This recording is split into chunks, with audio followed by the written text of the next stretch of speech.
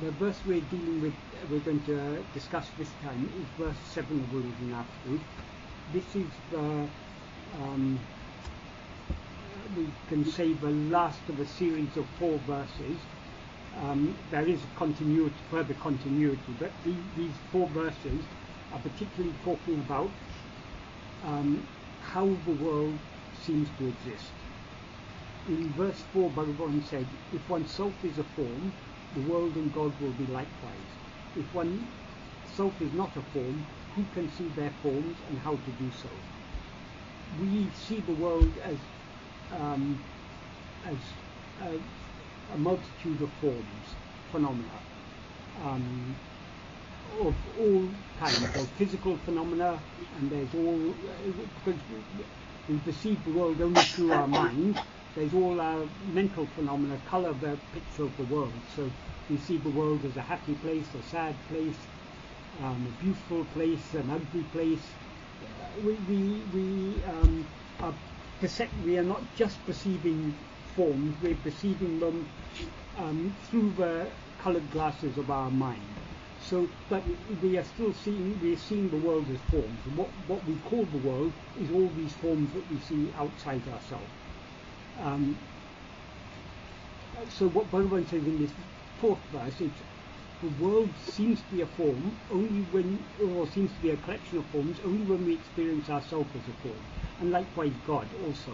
God seems to be a form. So long as we're a form, we cannot conceive of, we may have an idea that God is formless, but we can't really conceive what formlessness is. So long as we experience ourselves as a form, we can know only form. And in the next sentence he says, if oneself is not a form, who can see their forms and how to do so? In sleep we don't experience ourselves as a form, therefore we don't see the form of the world, any forms that constitute the world or the form of God.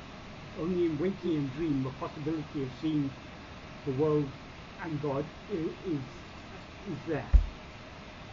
So then in the next sentence Bhagavan says, gives a general principle, can what is seen be otherwise than the eye that sees it? So if the eye means the organ of sight, the physical eye, but if he's using it metaphorically to mean, he's using it in the sense of awareness. So if the awareness that is perceiving, it perceives itself as a form, in other words, the ego perceives itself as a form of the body, so it sees the world and God as forms. It cannot see them otherwise so long as it experiences itself as a form. So when we rise as a form, when we rise as this ego and experience ourselves as the form of the body, we see everything else as forms. And then in the final sense, Bhagavan says the real I is oneself, the infinite I. Again, I is here, he's using, it's EYE, not the pronoun I, it's the organ of sight, but used in a metaphorical sense. So the real I, the real awareness, is oneself, the infinite awareness. So what Bhagavan implies in this last sentence is what we actually are is infinite awareness. What is infinite has no form. It's only finite things, but every finite thing has a form of one kind or another. So what we actually are is not this finite awareness, the ego, but the infinite awareness, the awareness that is beyond form, that is unlimited by any form. Then in this same idea, he continues in the next verse, verse 5, he says, the body is a form of 5 sheaths, therefore all 5 are included in the term body. Without a body is there a world. We never see any world except when we're experiencing ourselves as a body. So in the lesson it says, say leaving the body, is there anyone who has seen a world? Every night when we fall asleep, we leave behind this waking body and also any dream body. We therefore don't see any world. As soon as we experience a body as ourselves, either in waking or in dream, we see a world. According to Bhagavan, actually there's no actual difference between waking and dream. What we now take to be waking is a dream, and whenever we're dreaming, we take our present state to be waking. When we're dreaming, we think we're awake. or it seems to us that we're awake. And then in the sixth verse, so in the previous two verses, he's referring particularly to our experience of ourself as the form. But what is it that experiences the form of a body as ourself? It is the mind or ego. So in the sixth verse he says, the world is a form composed of 5 kinds of sense data, not anything else. These 5 kinds of sense data are sensory phenomena perceptible to the 5 sense organs. Since the mind alone perceives the world by way of the 5 sense organs, say, is there any world besides the mind, or excluding, apart from the mind, is there any world? What Bhagavan is saying here is whatever world we perceive, it doesn't exist independent of our perception. The world is nothing but a series of sensory perceptions, and it doesn't, and no world exists independent of our perception of it. Just like in dream, we see a world, it seems to consist of sights, sounds, tastes, smells, tactile sensations. That's what we experience. That's the world we experience in dream. The world we experience in waking is the same. But just like we know very clearly when we leave a dream, when we are dreaming, the world seems to exist. The dream world seems to exist independent of us. So if something scary, something frightening happens in a dream, if we're crossing a road and we suddenly see a bus is about to hit us, we're afraid because it seems to us to be real. That is, the body that we then experience as I is real, and all the objects of the world seem real. So when the bus is about to hit us, we fear for our life. But as soon as we wake up from the dream, we recognize that it was all a mental projection, that our life wasn't actually in danger, that it was just the body that we then took to be ourselves was just a mental projection, and the whole world we perceived through the 5 senses of that body was just a mental projection. So according to Bhagavan, exactly the same is true of the waking state. This is just another dream. So the world we now perceive doesn't exist independent of our perception of it. When we're not perceiving it in dream or in sleep, in dream we're experiencing some other world, not this world. It looks very similar, but it's not actually this world. If a calamity happens in our dream, when we wake up we find the calamity hasn't happened in the waking state. So they're 2 different worlds. So we see, in dream we don't perceive this world, we perceive another world. In sleep we don't perceive any world at all. So Bhagavan said, what Bhagavan implies here is the world doesn't exist independent of our perception of it. So this world exists only when we're perceiving it. In sleep there is no world. But this idea Bhagavan continues in verse 7, in the first sentence.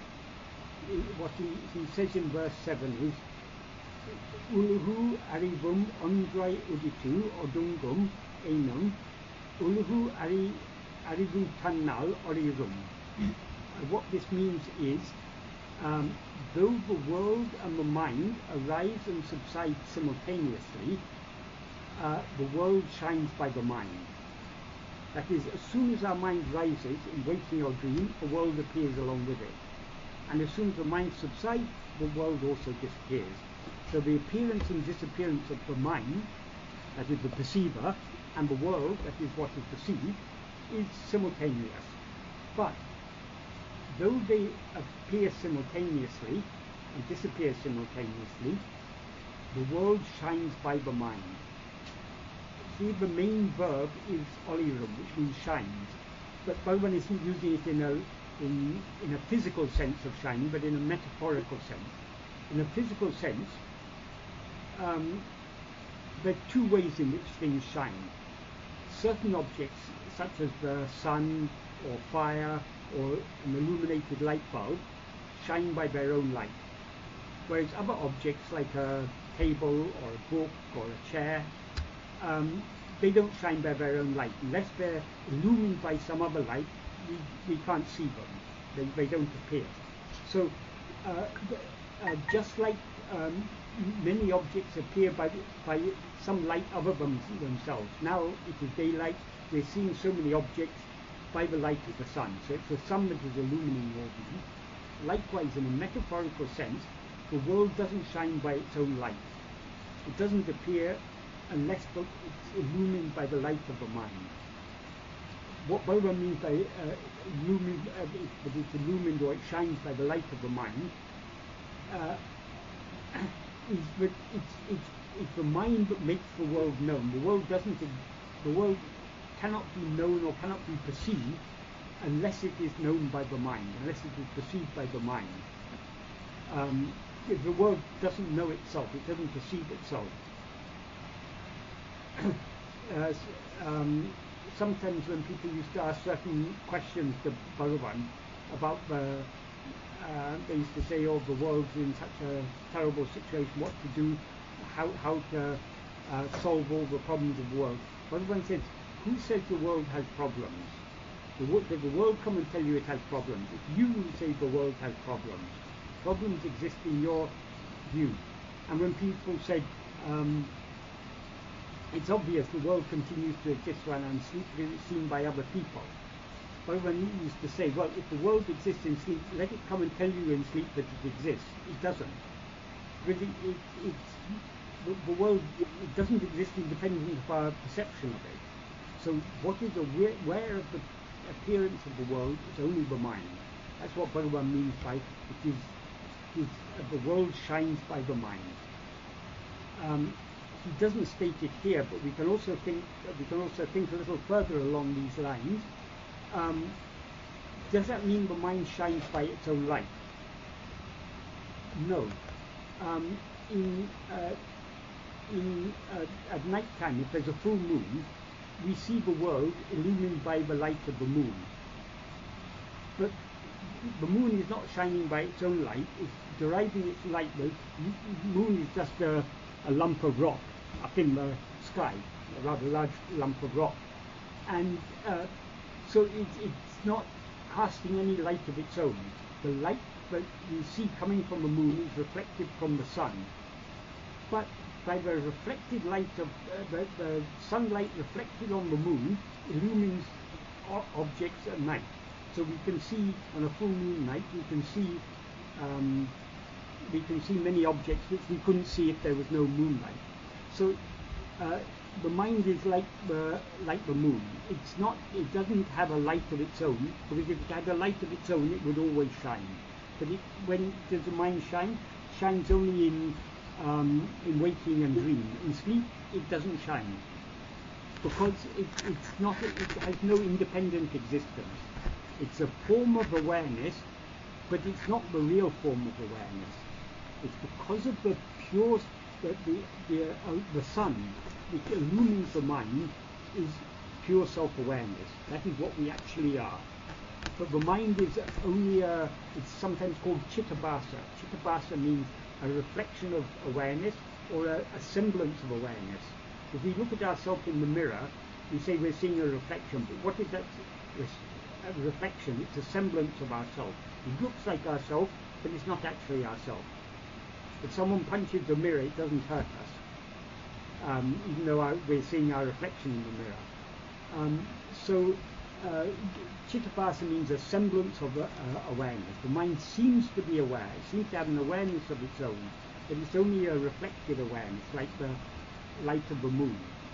So it's by this reflected light of the mind that the world shines. But where does the mind derive its light? As Bhagavan says in later verses, I think in verse 21, if I remember correctly, 21 and 22, it's what illumines the mind is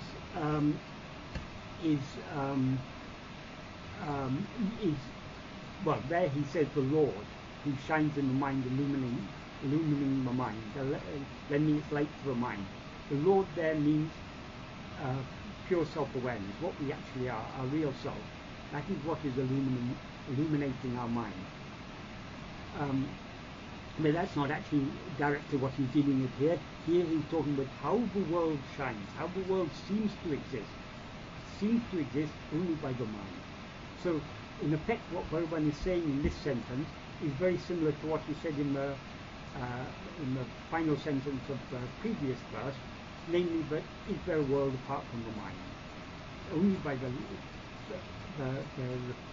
mind, that reflected light of awareness, that the world seems to exist. In the Kalivenba version of this verse, the first word of this verse is ulahu. So in the Kalivenba verse, Bhagavan added in the Kalivenba version of this of uڵḷadu Nāṛpadu, before this first word ulahu, he added a relative clause. In Tamil, in English, relative clauses always come after the noun. In Tamil, they come before the noun. So the relative clause he added was nere nimdra. Nere means directly. It's a poetic form of neraha. Neraha means directly. It's an adverb. But it's often also used in the sense of what is directly perceived, or what is in front of one's eyes. So, and nimdra means which stands. So he said the world which stands in front of our eyes, the world which stands in front of us, the world that we are perceiving directly, it appears with the mind and it disappears with the mind, and it's illumined only by the mind. That's the import of this sentence. But though Bhagavan says that it stands in front of us, that could be taken to imply that the world is actually out there in front of us. That is not what Bhagavan means here, because according to Bhagavan, any state in which we perceive anything other than ourselves is just a dream. So just like the world we perceive in a dream, whatever world we perceive in this state or in any other state is merely a mental projection, and therefore does not exist independent of our perception of it, which is the meaning of this verse. Therefore, though this or any other world we perceive seems to stand directly in front of us so long as we're perceiving it, and hence it seems to be outside ourselves, it's actually just an illusory appearance, and therefore it doesn't actually exist outside of ourselves, it exists only in our own mind. When we're dreaming, the dream world seems to be outside of us, because we limit ourselves as a little body in that world, and so all the other objects of the world seem to be outside of us. But as soon as we wake up, we understand both the body which we took to be ourselves and the world we perceive through that body all existed only in our own mind. They're all a mental projection. Then why does Bhagavan say here the world which stands in front? It's just to confirm what he means by which stands in front, which is directly perceived by us. So it's just to confirm that what he's referring to here is any world that we may perceive, whether this world in waking or the world in dream. When we're dreaming, the world seems to be in front of us. The world seems to be there in front of our eyes. We seem to be perceiving it directly. So any world that we may perceive appears only, comes into existence only with the mind. The verbs Bhagavan used in the first clause, the adverbial clause, though the world and the mind rise and subside simultaneously. Arise, he uses the word udittu, which means to come up. Oḍuṅgum means to subside or go down. What he means by arise and subside here, they appear and they disappear together. Then in the next sentence he says, this is up to here he's been talking about the appearance of the world in verses 3, 4, 5, 6 and 7, so or at least first sentence of sentence 7, but just as in verse 4, the first of these 4 verses, he gives a clue at the end of that verse. He said, realize oneself the infinite eye. So what he's talking about, why he's talking about the world and about the mind and about the body and all these things, it is not because he wants us to know the world and the mind and the body. He's pointing to something beyond it. That first we have to understand how all these things seem to exist. Why does this world seem to exist? Why do I seem to be this body? Only because I rise as an ego. That's what Bhagavan is leading up to. But in the final sentence in verse 4, he says, the real I is oneself, the infinite I. That means what we really are is just infinite awareness. And also in this second sentence of verse 7, he likewise points to the reality that is beyond all this appearance. What he says here is ulahu, aṟivu, tōṉḍṛimaṛai iḍaṉ-āy. That is, as the base for the appearance and the disappearance of the world and the mind, tōṉḍṛimaṛaiyaду, without appearing or disappearing, oḻirum, which shines. There we have to rearrange the words, because for poetry sometimes the words don't have to be in a proper syntactic order. So this oḻirum refers to aḳdē, which means that only that which shines without appearing or disappearing, as the base for the appearing and disappearing of the world and mind, that, Bhagavan says, is poruḻ. Poruḻ is a Tamil word that means, it's almost an exact equivalent of the word vastu in Sanskrit. It means substance, or in this context, the real substance. So the real substance, now we're seeing all these multiple forms. But these appear and disappear, so they're not real. But what is the real substance? What is it that appears as all these things, appears as the world and the mind? It is the ultimate substance, is that which neither appears nor disappears. What is it that doesn't appear or disappear? What do we experience in waking, dream and sleep without any change? It is only our self-awareness, this I. We say, I am awake, I was dreaming, I was asleep. There's one I that is constant throughout all these. Now we take this I to be a body, to be a person, and we say I'm Michael or I'm Kumar or whatever name may happen to have been given to this body. We identify with the form of this body and therefore with its name. But these appear and disappear. But though other things, though everything that now seems to be ourself appears and disappears, there's one thing that never appears or disappears. That is the fundamental self-awareness, the I am, what we actually are. So in sleep we're not aware of any body, world or anything, but we're still aware that we exist. Because if we weren't aware that we exist, after waking we couldn't be aware that we slept. If we really, generally people talk about sleep as a state of unconsciousness. What they mean by a state of unconsciousness is we are not conscious of any phenomena. We're not aware of any phenomena in sleep. But we are aware of the absence of awareness of phenomena. I mean, in sleep we don't think there are no phenomena, because there's no mind to think that. But when we return to the waking state, we say, I slept peacefully, my sleep wasn't disturbed by dreams. So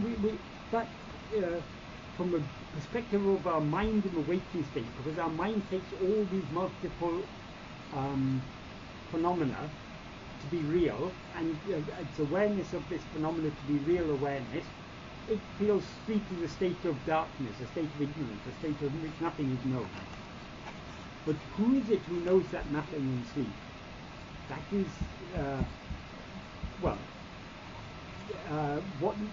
what we actually experience in sleep is not nothing. What we actually experience in sleep is the pure self-awareness of what we actually are. And since that pure self-awareness is not a phenomena, it's not anything vissatious, it's a near vissatious state, sleep. It's nothing, what we experience in sleep is what we always experience, which is the basic self-awareness. That, according to Bhagavan, that is poruḻ. And he says, pūṇḍṛamā. That means that poruḻ, which is pūṇḍṛam. Pūṇḍṛam is a Tamil form of the Sanskrit word purna. It means the whole. What is whole? What is infinite? Purna doesn't literally mean infinite. The infinite is a negative word. The Sanskrit word for infinite is anadi. Anadi means without limit, without end. But what is whole? Here, whole doesn't mean whole in a limited sense. It means the absolute whole, or everything, or the only thing. Because truly speaking, there is no everything. There is only one thing. That is pūṇḍṛa. That is, so it's infinite. It has no limits. It's only phenomena that have limits. The fundamental self-awareness is infinite. It has no limits in either time or space. There's never a time or a place where we're not aware of ourselves. Time and place appear along with the mind in waking and dream, and disappear with it in sleep. In sleep, there's no time. You don't get bored in sleep, thinking, "Oh, how long is it going to be till I wake up?" Time doesn't exist there. Once our mind recharges its batteries, so to speak, once we recharge our energy from our source, which is what we actually are, we rise with all our full enthusiasm to jump out and start interacting with the world again.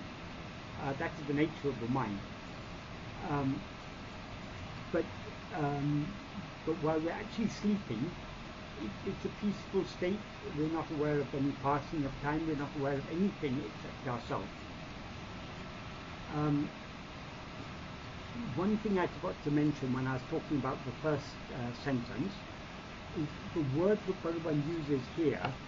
Ulahu is the same word that he used in the previous verse, which means world, which, as I explained last time, means Bhagavan explained what ulahu actually means, what loka actually means, is what is seen, what is perceived. The word he uses here for mind is aṟivu. Aṟivu actually means knowledge or awareness. But it's also a word which is used for the mind, because it's the mind that is aware of the world. The mind of it, we could also take it as the ego, because actually everything is mind. The whole world is just perceptual phenomena. It's all mental phenomena. It's in our own mind that we perceive all these things.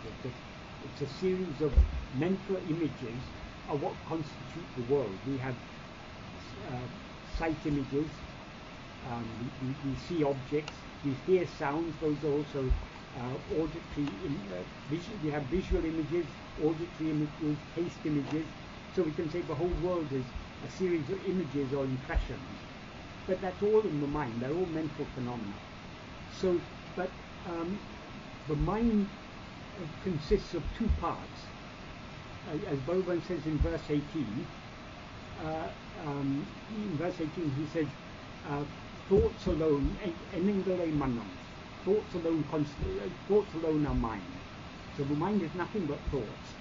But of all the thoughts in the mind, the root of all other thoughts is the first thought, which is called I. That is the ego. So this thought called I, this is the root of the mind. And Bhagavan says in the final sentence of verse 18 of Upadesha, what is called mind is I. What I there stands for this thought called I, or ego. So what the mind essentially is the ego. Why is that? Because the ego is the perceiving element of the mind. All other thoughts are perceived. All the objects of the world, which Bhagavan says are just thoughts, in the sense that they're just mental phenomena, they're all perceived. They're not aware of their own existence. We're now, all of us, looking at a screen, a computer screen. I don't know whether it's projected there or how you're seeing it, but we're looking at a screen. That is something, that screen is not aware of itself. It is we who are aware of ourselves and aware of everything else. We means we as this ego or mind. So the word he uses there for aṟivu actually means awareness, but what is the awareness that appears and disappears? What is the awareness that arises and subsides? It is only the ego or mind. So he's using aṟivu here in the sense of ego or mind. It's in the first sentence he uses it, and also in the second sentence he, uses it. So So it's the mind that perceives everything. None of the phenomena that we perceive are aware of their own existence. Someone could object to this saying, oh, but we perceive other people, and those other people are aware of their own existence. Well, in sleep we perceive many other people, and so long as in dream we perceive many other people. So long as we're dreaming, those other people seem to be perceiving the same world as us. If we ask anyone in our dream, do you see the world? They say, yes, of course I see the world. It appears to me just like it appears to you. But as soon as we wake up, we know those people who certify to us that they see the world, and then they even have told us, yes, when you were sleeping I was seeing the world. But as soon as we wake up, we know those people are just our own mental projections, so they're not aware of anything. Of course, when we're in the dream, because we take ourselves to, even the person we take ourselves to be in the dream is not real, because that person is a body. And where did that body come from? It's just our own mental projection. So, so long as we are dreaming, we take ourselves to be a person, and therefore, for all practical purposes within the dream, all the other people in the dream are as real as us, so they are perceiving the world just like we are. In effect, we can't go around telling people in our dream, oh, you're just zombies, you're not aware of anything, you're just my mental projection. If we say that, we'll get a beating. Likewise in this waking state. So we have to react in the world as if other people are perceiving the world like us, as if they're suffering the pleasures and pains, the pains of life, and they're enjoying the pleasures. We have to, because those other people are as real as the person we now take ourselves to be. But so when we're looking outwards and seeing the world, we have to behave in this world as if, we have to care for others. If we see other people suffering, we have to feel compassion for them, because we take so much care of the person we take ourselves to be. If we don't take equal care of other people, that is selfish. That is strengthening our ego. Oh, only I matter, other people don't matter. That's very egotistical. So long as we see other people and see them as if they're just like us, we should feel compassion for them. But when we turn within, we have to turn within with the conviction, all this is just my own mental projection. Even my dearest and nearest friends and loved ones, they appear to me when? Only when in this waking state or in some other dream state. Because when we're dreaming, we think we're meeting our wife, children, parents, we interact with them. When we come to the waking state, if we go and ask them, did you enjoy the conversation we had in dream? They'll say, no, I wasn't in your dream.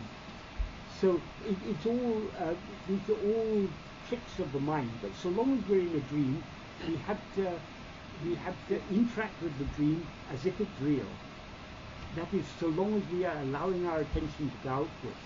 But we don't, what is our primary duty? Our primary duty is not to see the world, but to see ourselves. So our aim should be to turn our mind within. And our mind within, that is when we have to remember what Bhagavan told us. This whole world, all the terrible sufferings and great problems we see in the world, all our own little problems, the bills we have to pay, what we're going to do the next day, or what we're going to do this evening, or all these problems, they concern us only so long as our mind is turned outwards. When we, as far as possible, we should be trying to turn our attention within. And Bhagavan said, the world will go on as, well, it will seem to go on as it would anyway, according to destiny, whether we're attending to it or not. Actually, if we're not attending to it, if we're not aware of it, it doesn't exist. But we'll see. Supposing just explain this hypothetically. supposing we're able to remain so deeply absorbed in self-attentiveness for X number of hours, at that time we're not aware of any world. But when our mind comes out again, it's as if X number of hours have passed, and as if things have happened in the world as per destiny. Bhagavan said that what our body, speech and mind are destined to do, they'll be made to do. In his note to his mother, he said, Abarava prarabdha prakaram adakanaman angan girindu artvipan. I mean, according to the destiny of each person, he who is for that, God or Guru, will make them, artvipan, will make them dance. And he said, angan girindu. Adakanavan angan girindu. That means he who is for that, being there. There means in each place. It implies in the heart of each one of us. So our body, speech and mind will be made to do whatever they're destined to do. But we will be aware of that only if we allow our attention to go outward. We don't have to allow our attention to go outward. Bhagavan said it's not necessary to think at all. He gave a beautiful example of a passenger traveling on a train. When we're traveling on a train, we know that everything on the train is being carried by the train. We don't have to put our luggage on our head and suffer. We can simply put the luggage aside and we can sit back and relax. So also we don't have to concern ourselves with anything about the external world. We don't even have to think about the external world. We don't have to think about where our next meal will come from. Our sole aim should be, as Bhagavan says in the first sentence of that analogy of the passenger in the train, he gives that analogy in the last sentence of the 13th paragraph of Manya. In the first sentence of that same paragraph, he says, he defines what is self-surrender. He says, Anmachintane Kavira. That means accept Atmachintana. Atmachintana literally means thought of oneself, but it actually means, in this context, self-attentiveness. Accept self-attentiveness, giving room to the rising of, giving no room to the rising of any thought other than self-attentiveness, and thereby being established being firmly established as oneself. Apanishta paranai, irupade, taṉṇā isan kualikadam. That is giving oneself to God. So Bhagavan doesn't actually, if you want to follow the path of self-surrender that Bhagavan has taught us, which is actually no different to the path of Atma-vichara, because he defines self-surrender as giving no room to the rising of any thought other than self-attentiveness. Anmachintana is there, it's another, it means the same as Atma-vichara, attending to or observing or watching only oneself. We don't actually have to think of anything else. If we have so much faith in Bhagavan, so if we believe Bhagavan is the train that is carrying all the burdens, we can put our luggage aside, we can set aside all our thoughts about the world, and we can turn our attention within. But I think probably most of us who are listening to this, and certainly I can say to myself, I don't yet have sufficient faith in Bhagavan. I don't yet have sufficient love to follow the path that Bhagavan has told us. So much of the time my attention is flowing outwards, so the world seems to exist. And so I interact with the world, I have my, I suffer and I enjoy it and all these things we go through. But though we lack sufficient love to turn our mind constantly inwards, that is our aim. We should slowly, by constant practice, by patient and persistent practice, we should go on trying to follow this path that Bhagavan has taught us. Slowly, turning our attention back towards ourselves again and again. However many times we fail, persevering in our efforts, just like a small child will fall so many times when it's learning to walk, but how it learns to walk? Only by persevering. however many times it falls down, it gets up again and waddles a few more steps and falls down again. Waddles or toddles or whatever word we use. But how, it's by persisting that any small child learns to walk. So just as we've all learned how to walk, we can all learn how to be constantly self-attentive. But it takes patient practice. But the nature of our mind is to go outward. So we have to change the natural flow of our mind from outwards back inwards again. So I talked beyond what is actually said in this verse, but all these verses are actually pointing to the same thing. Why Bhagavan says that what shines without appearing and disappearing, as the base for what appears and disappears, that is the real substance, which is the infinite whole. Why he says that? Because what is it that shines? What in our experience shines without appearing or disappearing? It's only ourself, only our self-awareness, only I is what shines constantly. So Bhagavan is, the whole purpose of Uڵḷadu Nāṛpadu, Bhagavan is aiming to turn our attention away from everything else back towards ourselves. That's why Bhagavan diagnoses the root of all problems is only the ego.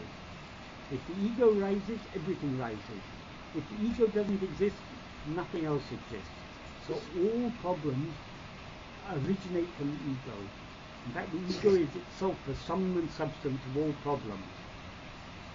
So what Bhagavan is cajoling us and trying to encourage us to do is to practice turning our attention within constantly until we finally refine our power of attention so it becomes so sharp and clear that we're able to see what we actually are, that we're able to distinguish ourselves from all the adjuncts that we now take to be ourselves. Just to complete my what I was explaining about this verse, in this final sentence, when Bhagavan wrote the Kalivemba version, he added two more syllables at the end of this sentence. That is arm. Arm means is. It's the main verb of this second sentence. If arm is not there, as it is in the original verse, it's clearly implied. But in Tamil, if you say a sentence without a verb, the implied verb is the verb to be. For example, in the sentence Nāṇya literally means I who, but am is understood there. Am is clearly understood. So I am who. I am who is the implied meaning of Nāṇya, or who am I is the more natural way of saying it in English. So also if you want to say, if I want to say I am Michael in Tamil, I can just say Nan Michael. I don't have to say Nan Michael I irikkarein, which is, if I want to bring in the verb to be there, I would have to say it in that way. It's simple, Nan Michael, I'm Michael. So the verb, generally in Tamil, the verb to be is understood in a sentence. It doesn't have to be stated explicitly. But here, because Bhagavan had to link up this verse with the next verse, he actually added the word in arm, which means is. The next syllable he added was al, which in this context has no meaning at all. It's poetic exclusive. It's a word or particle that doesn't have any meaning in the context, but which is used just to fill a gap in the metrical flow, because the Tamil meters are very, very strict in where you have short syllables, long syllables. They have to be in correct sequence. Particularly this Vemba meter, it's a very, very complex grammar, complex syntax to compose a Vemba. So he needed an extra long syllable there, so he added the word R. R is often used in Tamil poetry in that way, so it has no meaning. So actually the link words he added at the end of this sentence don't actually change its meaning at all. Arm just makes the implicit is explicit, and al doesn't change the meaning in any way at all.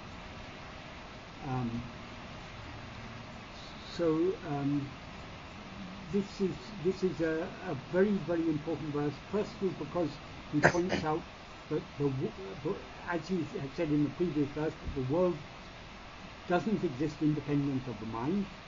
In fact, he says it doesn't shine independent of the mind. It shines by the mind. Shining, for Bhagavan, existing and shining are one and the same thing.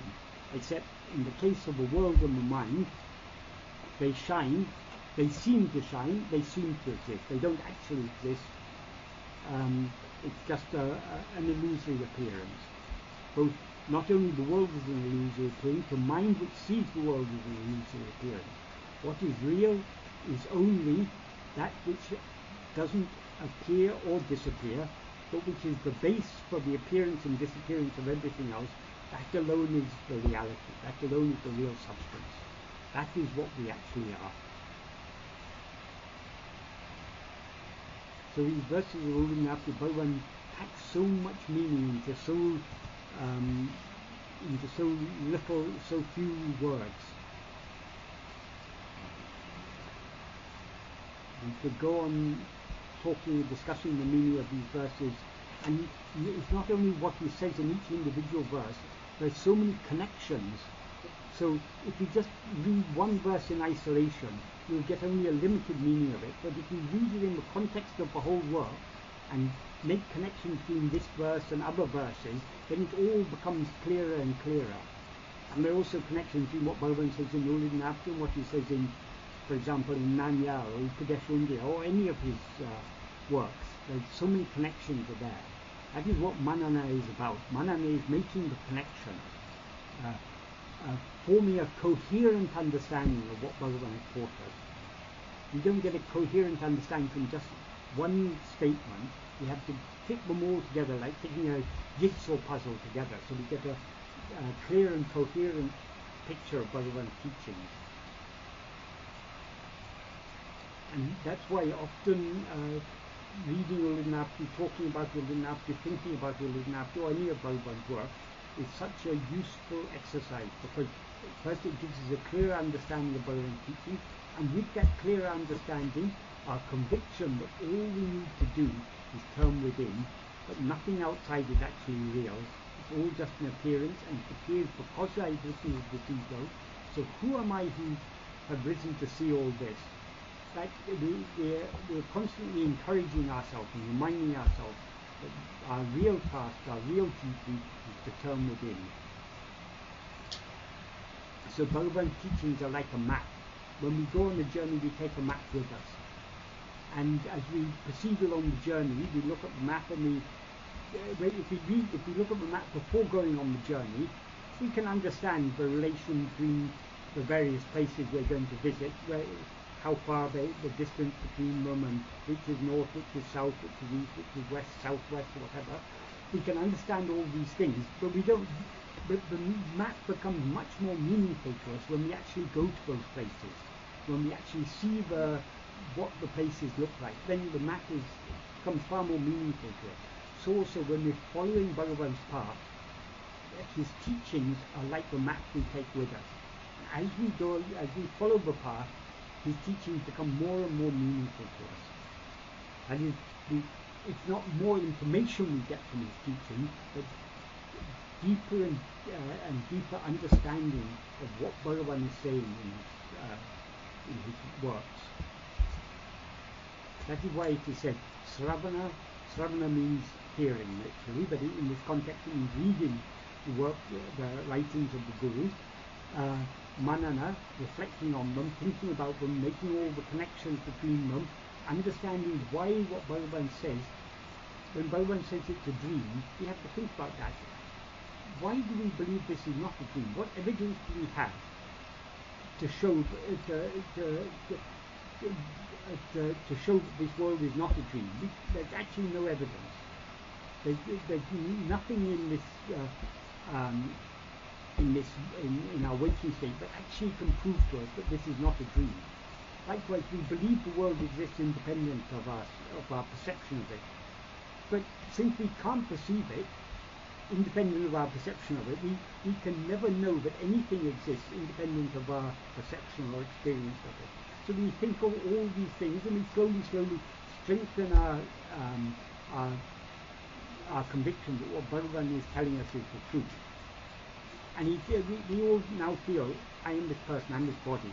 It's such a strong, so deeply rooted in us, that this awareness, I am this body.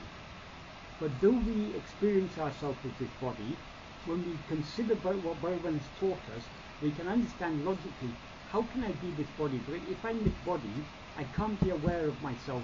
In dream, I'm aware of myself very clearly, but I'm not aware of this body. I'm aware of some other body which I take as myself.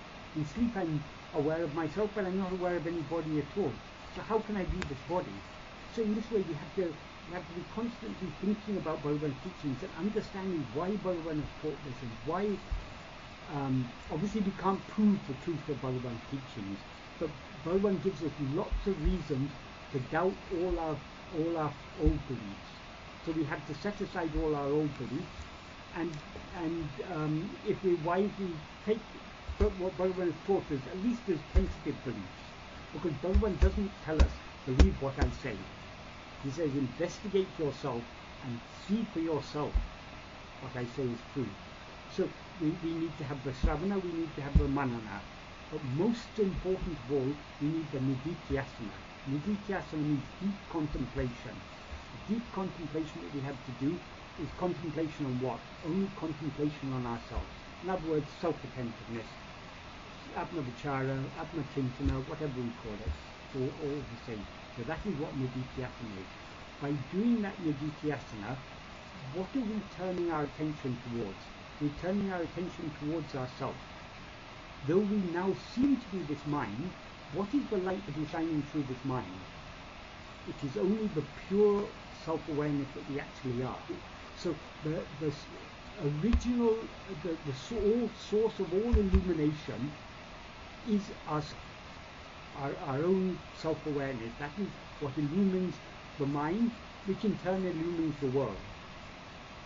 As Bhagavan says in this world, the world shines by the mind, and the mind, he doesn't say it in this verse, but he said elsewhere, the mind is only a reflected light like the moon, that shines by the light of the sun, which is pure self-awareness, awareness that we actually are. So when we turn our attention back towards ourselves, we are turning our attention back towards the light. Thereby we are clarifying, our mind is being purified and is gaining more and more clarity. So the clarity that we require to understand Bhagavan's teachings, we can get only from practicing his teachings. The more we practice them, the more clearly we will understand them. The more clearly we understand them, the more love we have to practice them. So Sravana, Manana, and Nididhyasana, all are important, and each one feeds the other. We don't just read Bhagavan's teachings one day and say, oh, now I've understood everything, now I just have to practice. What will happen? We sit down, we try to attend to ourselves, then we start thinking about, oh, I'm feeling a bit hungry, when am I going to get my next meal? Or we think about the problem that we may have in our office. When we go to office tomorrow, we're going to have to face our boss and give some explanation. There'll be some preoccupation or other will come to our mind. Because that's the nature of the mind, it goes outwards. The mind doesn't want to die. So it's constantly going out, grasping things in order to survive. So we're not going to succeed in following what Bhagavan taught us, unless we've already been through this for so many lives before. We're not going to all of a sudden overnight. For Bhagavan, just one moment of Atma-vichara was necessary. But that isn't the case for most of us. And Bhagavan himself said what he did when he was asked how it happened that he attained such a young age, and just he turned his mind within and immediately he saw what he actually is. Someone asked him how that is possible. He said, Edo vitakarai tatakarai. That's a very idiomatic Tamil, but what it basically means is what was left incomplete before was resumed. So what Bhagavan implied by that is all the practice that we need to go through, he had gone through already. Bhagavan said, nobody has ever succeeded in this path without perseverance. We each have to go through the path that Bhagavan himself went through in so many previous lives. So we have to go through this. So we have to slowly cultivate this love to follow Bhagavan's teaching. And we get this love. Of course, the most important is trying to practice it, but that our practice is supported by constantly reading and thinking about Bhagavan's teachings and trying to understand them more and more clearly. Because the more clearly we understand them, the more enthusiasm we have to actually put them into practice. So I think I've probably talked enough now. So if any of you have any questions you would like to ask. Thank you, Michael. I think you sort of explained all the recent verses, particularly 4, 5, 6, and 7 together, and pretty much summarizing that mind is the root cause of everything. And then I believe, I think you talked about verse 18 of Upadesundiyar, defining that the root cause of this mind is actually I, the ego. So basically, the ego is the root cause, and so we just need to investigate the ego, the I.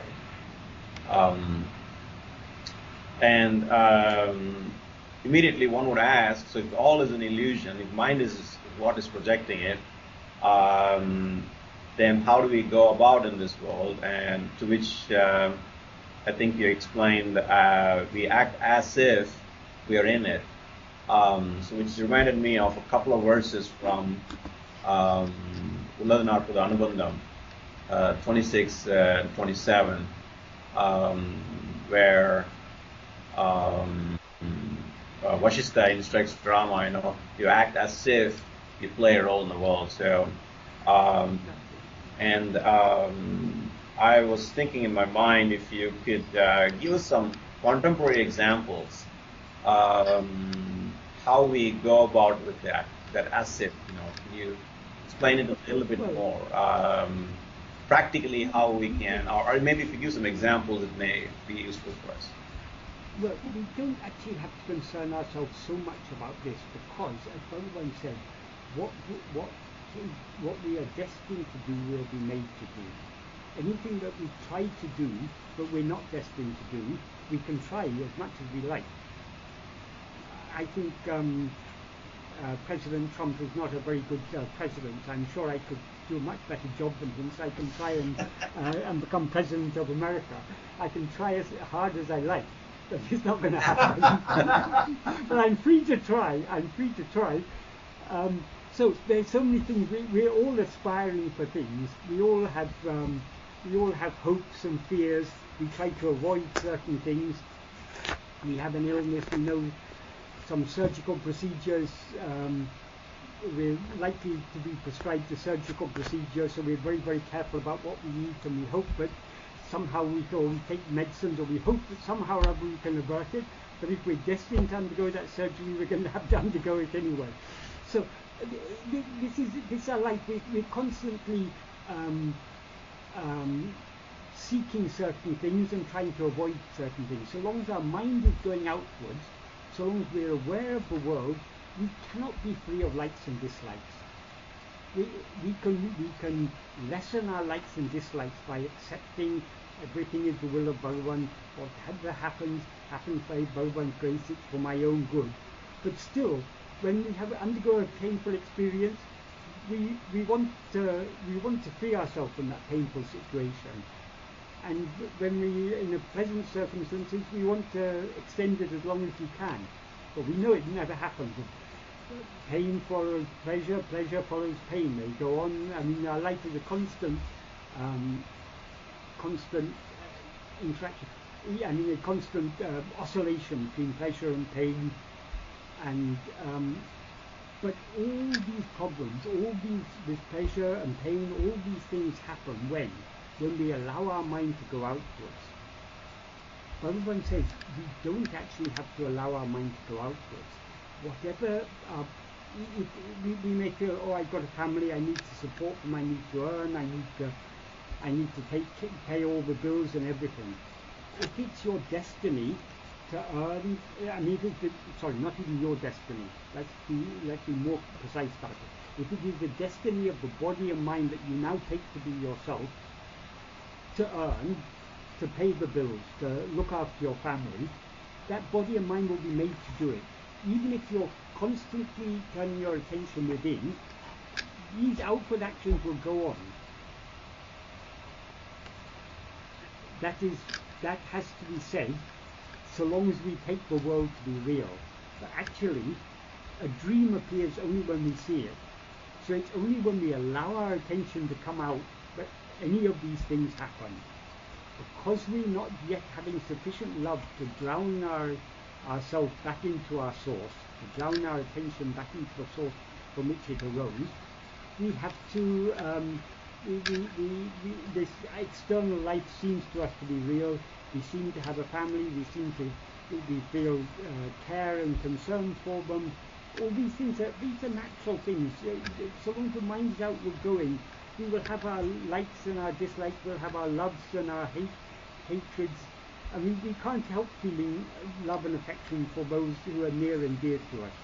Our wife, our children, our parents. So it may not always be smooth. Sometimes we may have problems with even our closest and dearest ones. But still, that relationship is there. We still care for them. We still want them to be happy, even if they cause us so much grief sometimes. We still care for them. So this is life. We don't really need to be taught that, because we are all doing it anyway. And to the extent that our mind is pure, we will do, our actions will be caring actions, loving actions. So we don't really have to worry about, well, we have to do good, we should avoid doing bad and everything. We don't have to do good and avoid doing bad. We have to be good and avoid being bad. And how to be good? We are good to the extent that we are free of selfishness. And what is the root of selfishness? The ego. So it's to the extent that our mind is purified, to the extent that our strong desires, our strong likes and dislikes are given up. And the most effective way to give these up is by following what Bhagavan has taught us, by trying to turn our attention within. But nothing is as purifying as this practice of self-attentiveness.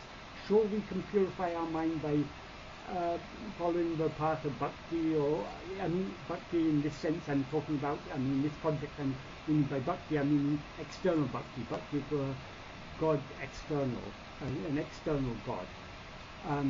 Because Bhagavan has said the highest bhakti is self-attentiveness, because God exists and shines in us as ourselves. But before we come to this path, we probably all followed some sort of path of devotion, or without knowing it, we've done some sort of karma yoga. We've just felt compassion when we see people suffering. We've tried to help them. So many things are there. All these things, they happen naturally. But now we've reached a point on our spiritual journey where we've come to the final leg of the journey, and from here onwards it's a straight path directly back to the source, which is ourself. So turning our attention within is the direct path, as Bhagavan says. Ākam ne margam idundipara. In verse 17 of Uttara India, he says, this is the direct path. Akum means for everyone. A means whoever, everyone, whosoever. It's a very, very emphatic way of saying for everyone.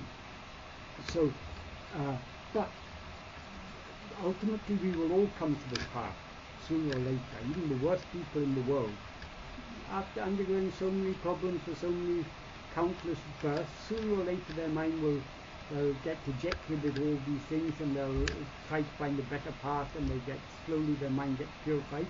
Ultimately, everyone has to come to this path, because how to go back to our how to return to our source, except by going back within, because the source from which we've arisen, the base for the appearance and the disappearance of the mind and world, which without appearing and disappearing, that is our own self-awareness. So we have to turn back to our self-awareness. So this has to be the direct path, and sooner or later everyone has to come to this path. Whatever other way other routes we may follow, sooner or later, as Bhagavan used to say, we have to go back the way we came. What way did we come? We rose out of the self-awareness of this ego. Going back the way we came means subsiding back into our source, turning our attention back within, and thereby merging back into the pure self-awareness that we actually are. So other things we really don't have to concern ourselves with. In fact, our concern with other things is putting off. I mean, we're all concerned about other things. We can't help it. But we should try to minimize our concern about other things, because the more we're concerned about other things, the less we'll be turning our attention within. We see so many terrible things in the world. There are so many injustices, so much suffering is there. We can't solve all these problems. Of course, if a hungry person comes to us and we have food, we give them food. But we don't have to go seeking to do good in the world, because people have been trying to do good in the world, and good people have been trying to do good in the world for millennia. But the world continues to be, because there are 7 billion human egos and so many other egos in other forms in this world, and we're all selfish. We all are concerned more about ourselves than we are about anyone else. So this world is never going to be a perfect place.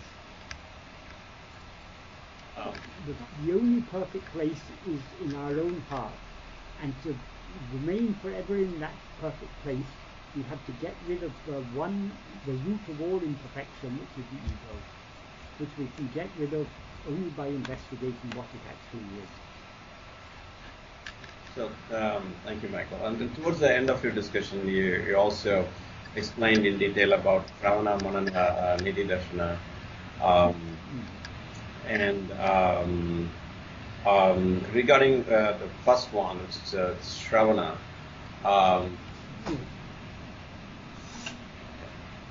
Can you see us? Yeah, except for some was, probably you couldn't see me. I know. Yeah, we can. A ball of reflected light. So I was just through the curtain. So, with regards to Shravana and Manana, how do you practice it? What are your recommendations for the group? Just a little bit. I'm just looking at it from a practical standpoint. How? I know you do.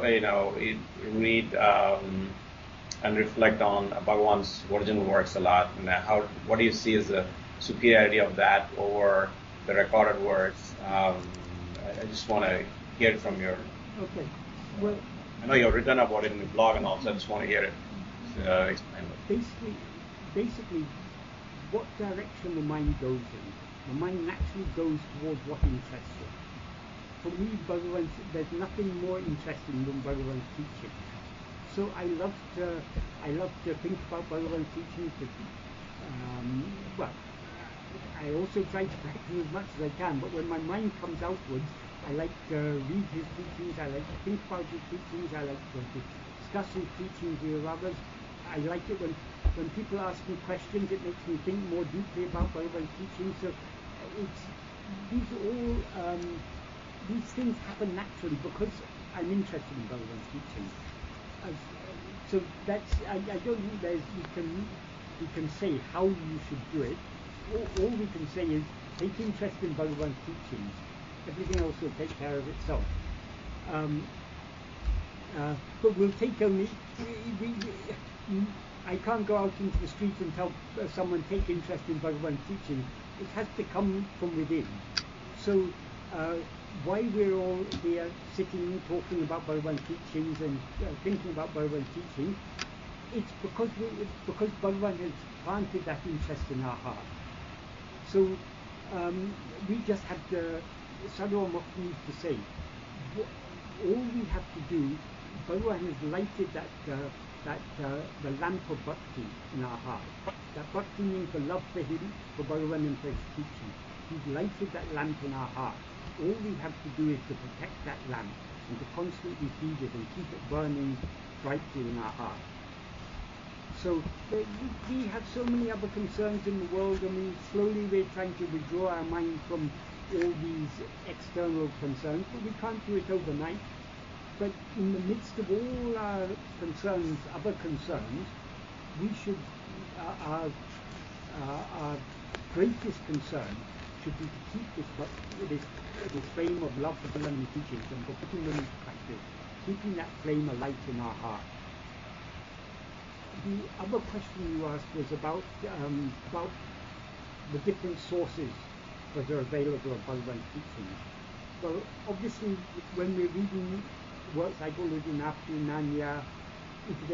we know Bhagavan himself wrote these. So these are the closest we can get to the actual Bhagavan's own words.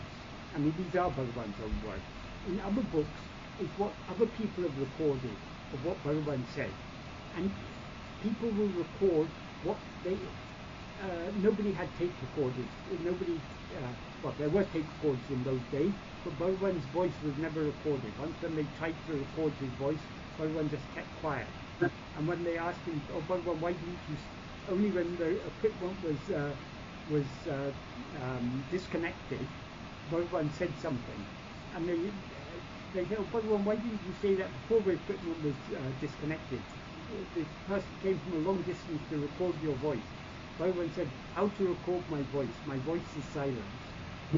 So Bhagavan's oral teachings were never recorded mechanically. So they were only recorded by people, and nobody, no one was sitting there taking shorthand. In fact, it was when someone attempted to do that, it was actually an order was passed by the ashram office that nobody should take notes in Bhagavan's presence. The only person who, to a certain extent, got away with that was moṇḍṛā, because he was constantly writing verses. So many of the verses of Guru daṛkiḍaṉāyt, he wrote then and there in Bhagavan's presence when Bhagavan said something, and he then showed it to Bhagavan and Bhagavan corrected it. So that was beyond the jurisdiction of the ashram office. They couldn't prevent that because moṇḍṛā was working so closely with Bhagavan. But everyone else was banned from taking notes in Bhagavan's hall, because the management were afraid people are going to take notes and they're going to publish it and make money, and that money should come to the ashram. The usual worldly concerns. So all people who recorded, they recorded from memory afterwards. And if you've ever tried, if after this, we have this discussion, if you go away and try and write down all that was said, the questions and the answers, even I couldn't write down. I mean, I couldn't remember. Even though I was one talking, I couldn't remember everything that I said. And if you're hearing someone else speaking, you can only what sinks in the mind is what you understand. So inevitably, when you're recording sometime afterwards, whatever you heard is filtered through your mind, through your understanding. So if you don't understand correctly what I said, what you record will be what you understood of what I said. It may not be what I meant. So it's also people who sat in Bhagavan's presence, heard him talking, and then went away and recorded. They recorded what they understood of what Bhagavan meant. It may not necessarily be what Bhagavan meant or what Bhagavan actually said. They're not recording Bhagavan's exact words. And another strange thing is, Bhagavan spoke mostly in Tamil, or occasionally in Telugu or Malayalam. But people who recorded, they mostly recorded in English. So they're not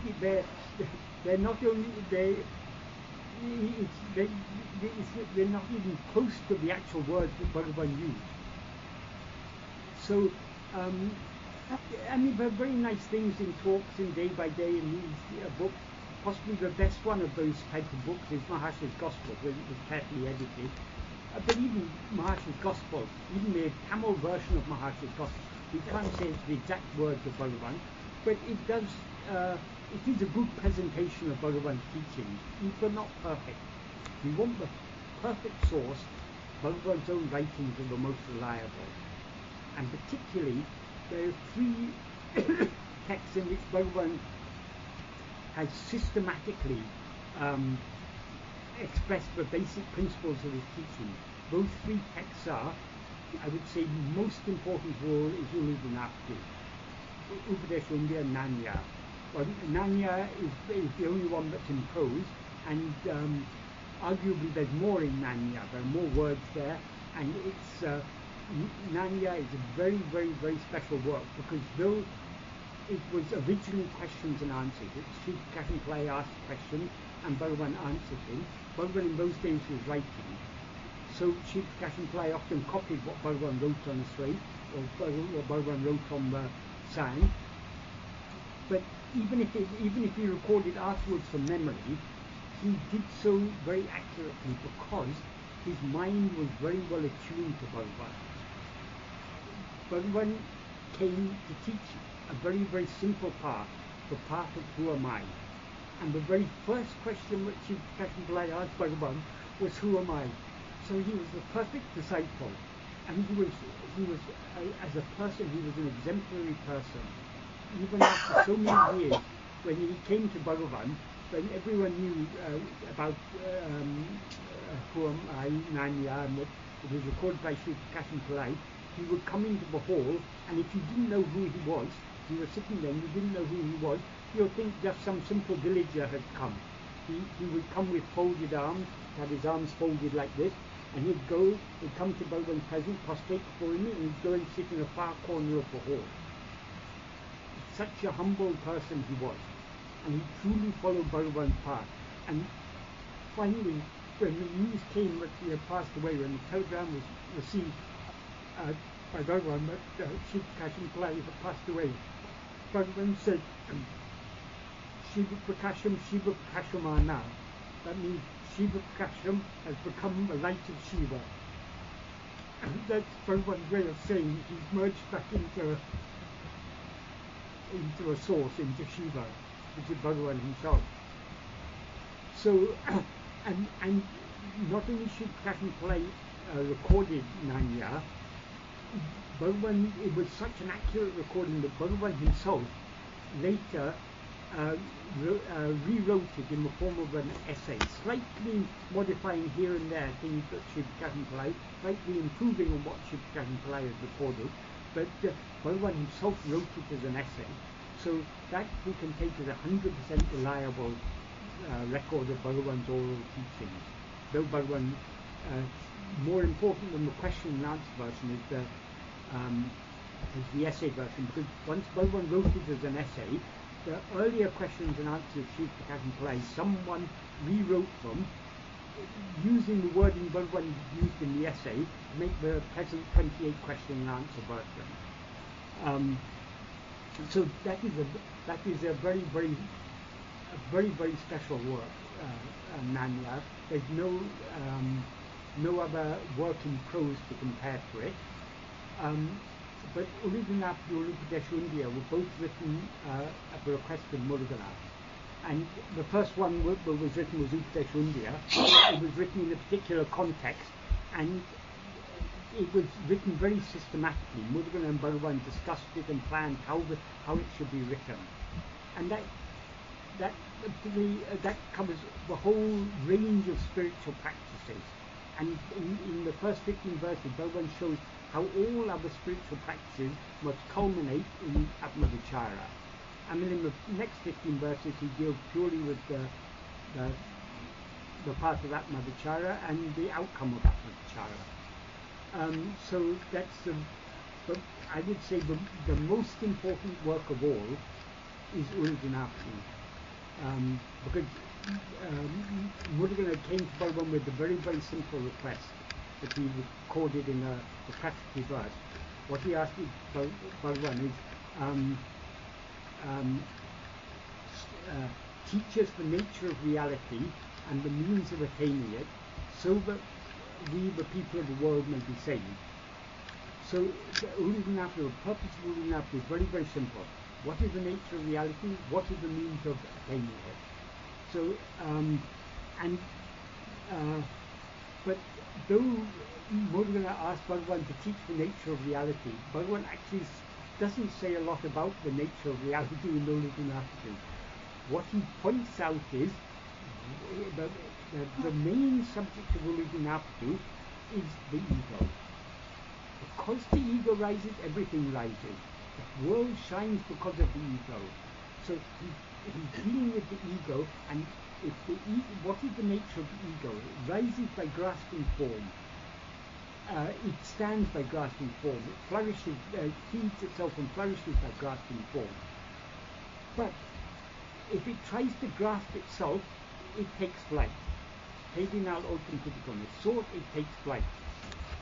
So I'm not saying all of uڵḷadu Nāṛpadu is just about ego, but that's the main topic of uڵḷadu Nāṛpadu.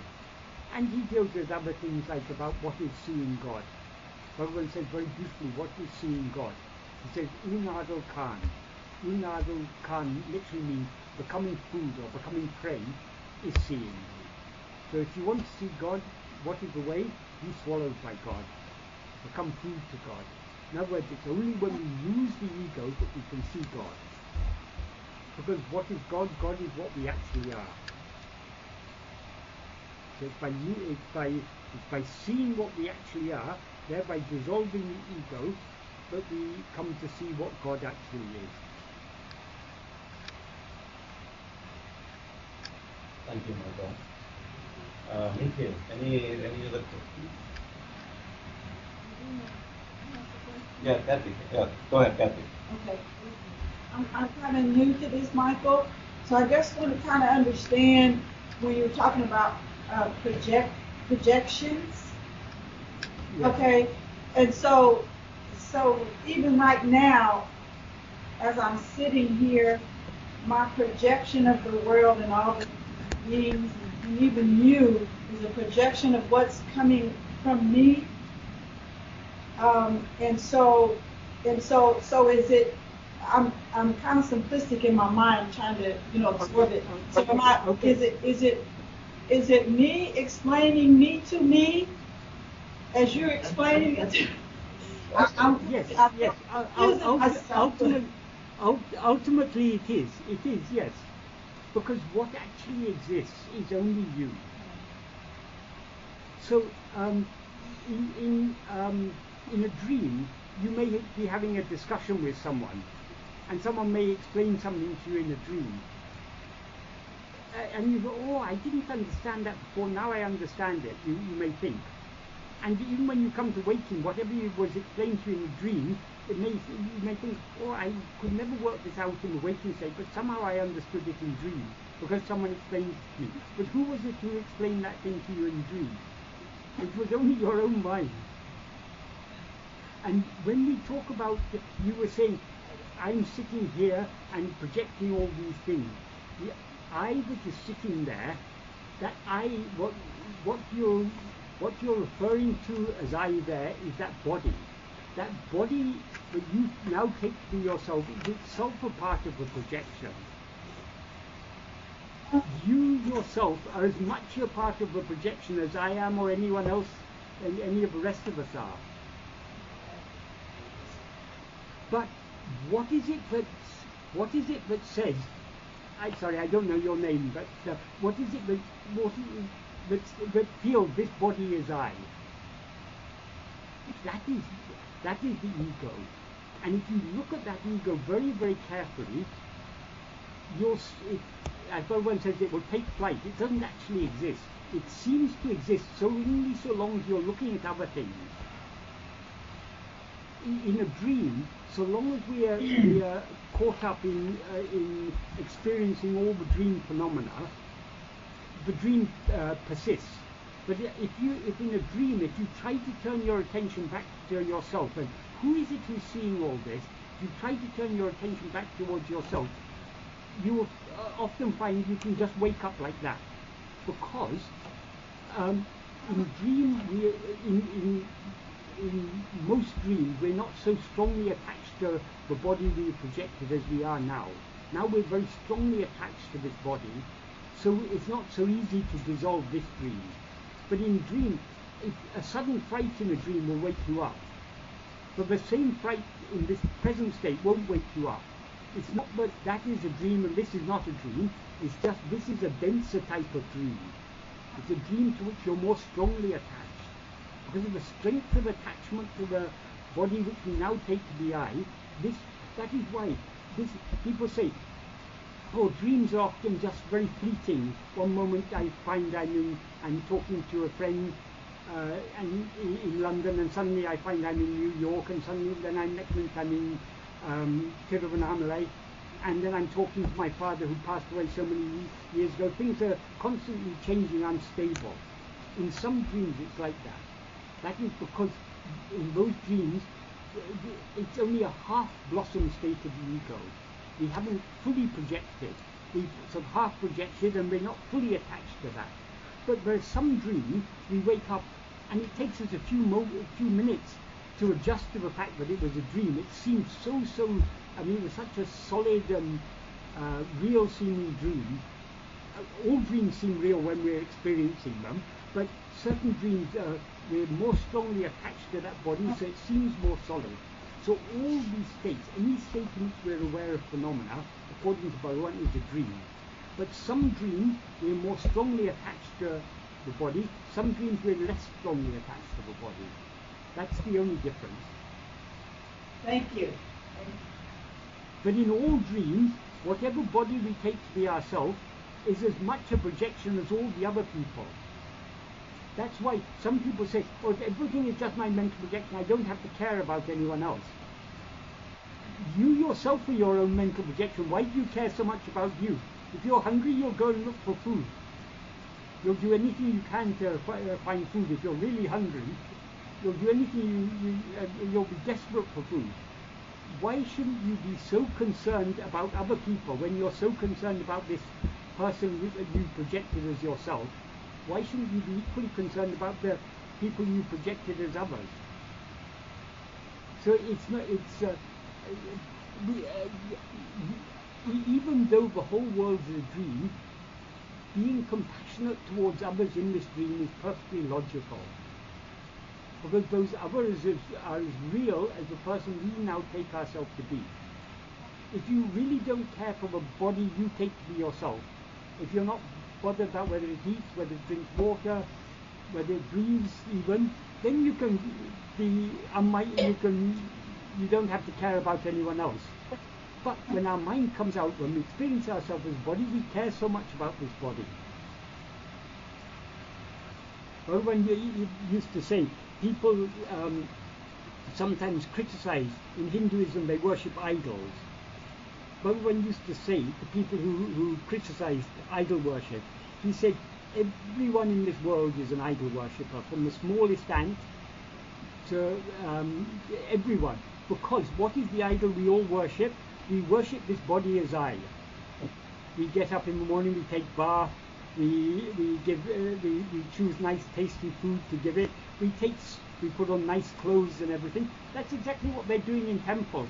They go, they give the deity a bath, they put nice clothing on it, they put garlands on it, they offer food to it. It's exactly the same. We're all idol worshippers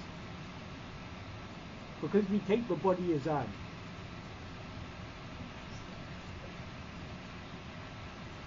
Thank you.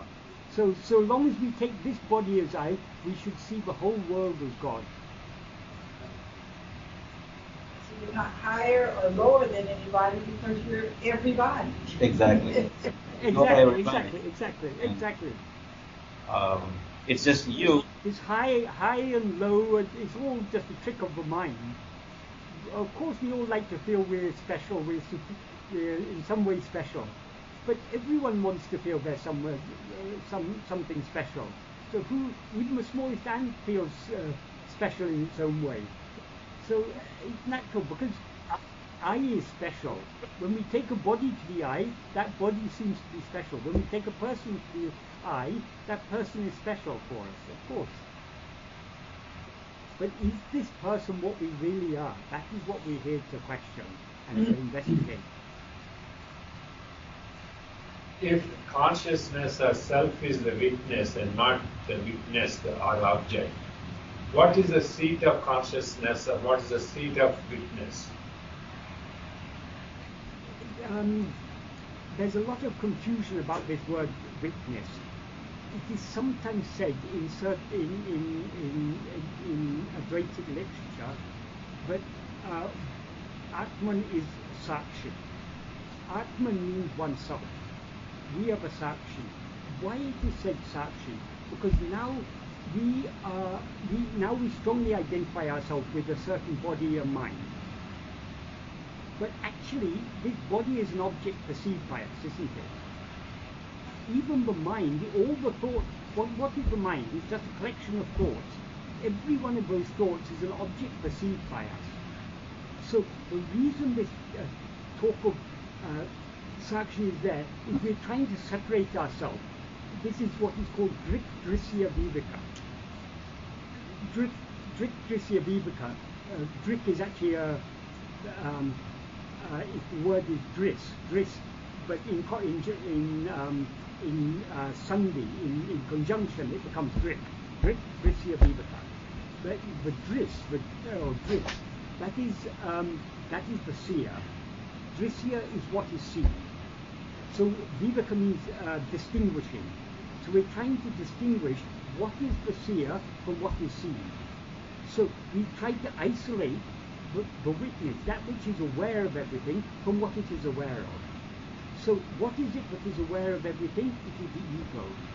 When it is said oneself is the Sakshi, oneself there doesn't mean what we actually are, because what we actually are is not aware of anything.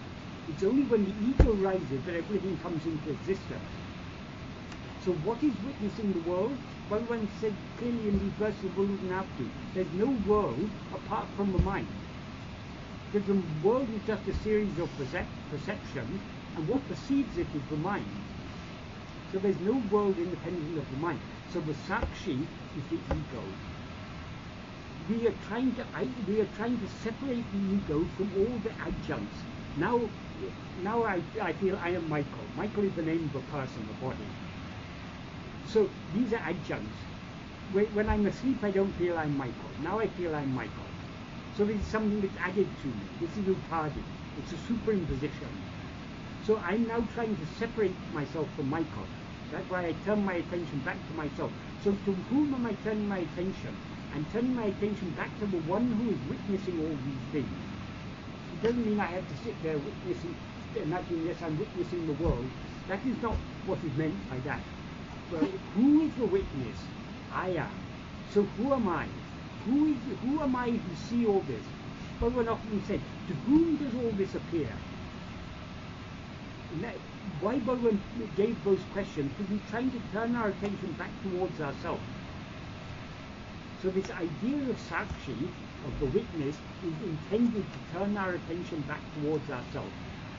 Who am I who is aware of all these things? Yeah, go ahead. And about the seat of consciousness, everything is seated in consciousness. Nothing exists except in consciousness, except in awareness. So how can there be any? How can consciousness have a seat anywhere else? Consciousness is the seat for everything. So what is the seat of the world? That is consciousness. Well, the seat of the world is the mind, which is a limited form of consciousness. What is the seat of the mind? Ourself.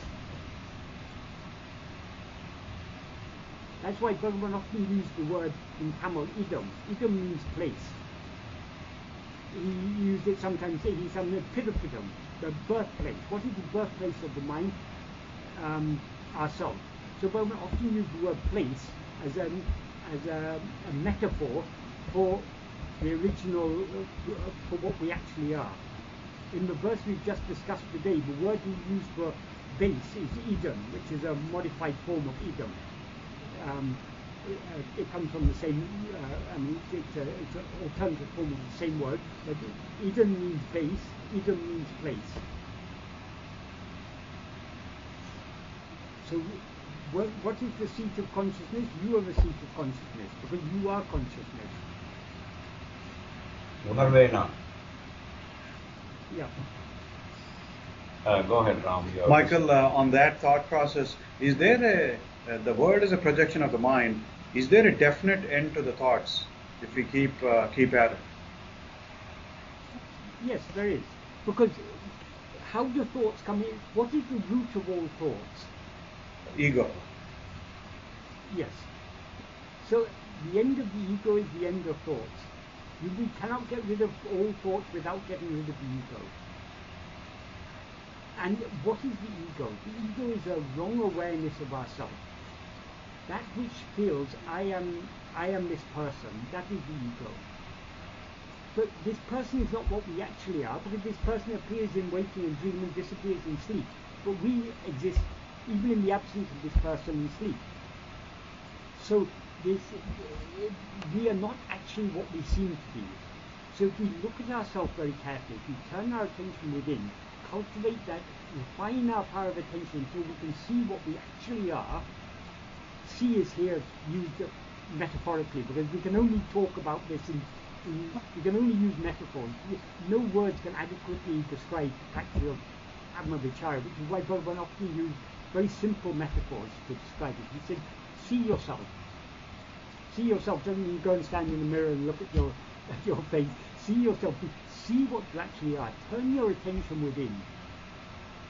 In Aṭramamalai, he says in one verse, Tirumbiya aham jane dinamaha kankan teriyam jane anaranatra. Tirumbiya aham means turning within. Dinam aha kankan, seeing daily with the inner eye. Tane dinam aha kankan, seeing yourself daily with the inner eye. Teriyam, it will be known. So when it is known, when you know what you actually are, you can no longer mistake yourself to be what you seem to be. When there's if you mistake a rope to be a snake, but I see it's actually a rope. But I happen to have come there in daytime, and I saw that rope there, so I know though it looks like a snake, I know it's not actually a snake, it's only a rope. So you're afraid on seeing the snake. You're not able to proceed along the path because this snake is lying there. How can you kill that snake? If you take a stick and beat it, it's not going to die. There's only one way to kill the snake. Look at it very carefully. If you look at it very carefully, you'll see, what will you see? You'll see it's a rope. There's no snake there at all. So also, the only way to get rid of the ego is to look at it very carefully. Because if we look at it carefully, we'll see what it actually is, which is not the ego, but pure self-awareness. Once we see that what we actually are is pure self-awareness, we will never again make the same mistake. The ego will be destroyed. And looking at it carefully is watching each thought? No, because the thoughts are something anya, they're something other than ourselves. Thoughts come and go. But who is it who's aware of the thoughts? So we're not to watch thoughts, we're to watch to whom do these thoughts occur? Who is the witness of these thoughts? Who is the one seeing all these thoughts? We're all clearly aware of ourselves. We're all constantly saying I. We may use I to refer to a body which seems to be ourself, but we're all, without self-awareness, we couldn't be aware of the body as I, could we? Taking the body to be I is a distorted form of self-awareness, but the self-awareness is there. The ego is sometimes called Chit Jada Granthi. Chit means awareness. Jada means what is not aware, what is insentient. Granti means not. So the body is Jada. What we actually are is Chit.